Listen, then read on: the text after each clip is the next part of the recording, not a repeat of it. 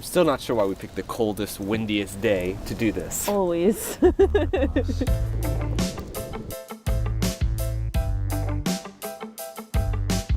So today we're looking at something really, really cool, and it's this Blue Board. It's a $250 electric skateboard.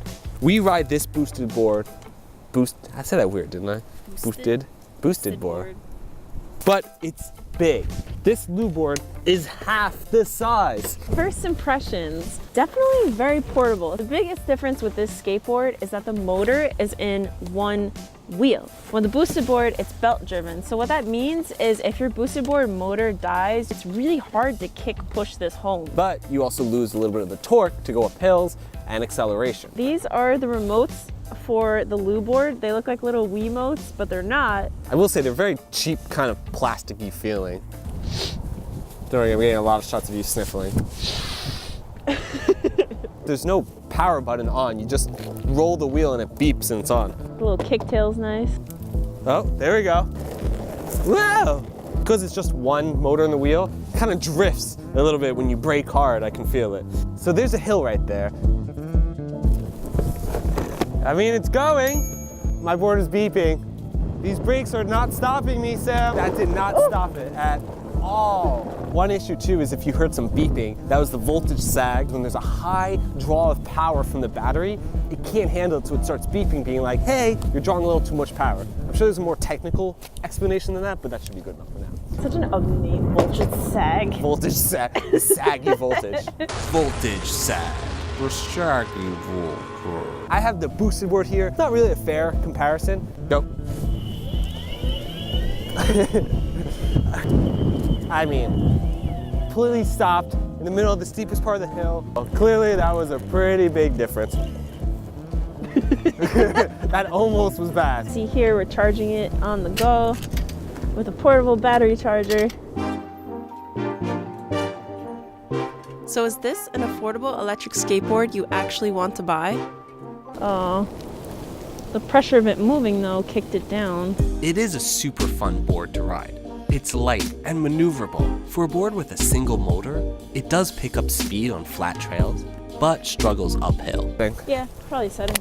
Oh God. The one noise I didn't want to hear.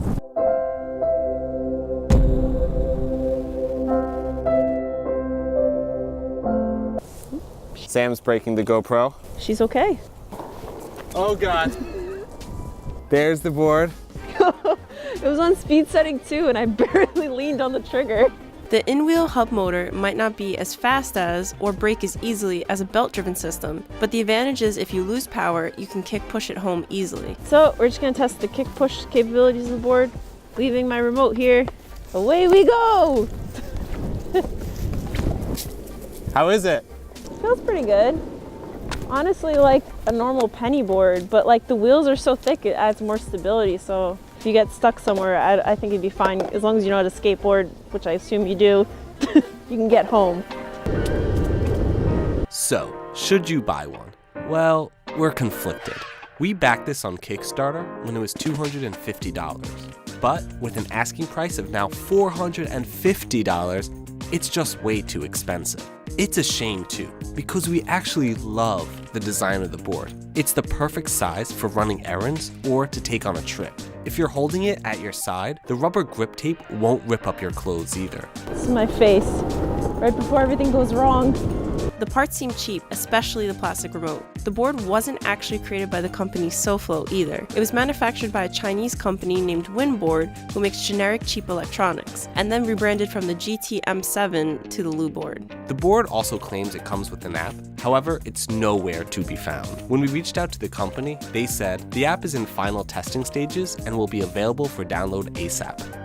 The braking works on the board under normal conditions, but if there's a steep incline, the brake only slows you down, and it gets sketchy quickly. The battery in it is cheap as well, resulting in the voltage sag we explained before. Okay, you ready? Are you ready? Yeah! We did it!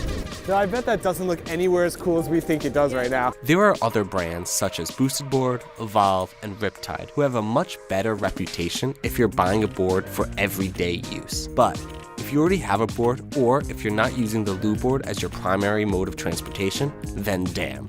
this thing is fun. We may not expect it to last long, but until we or the board dies, we'll be using it.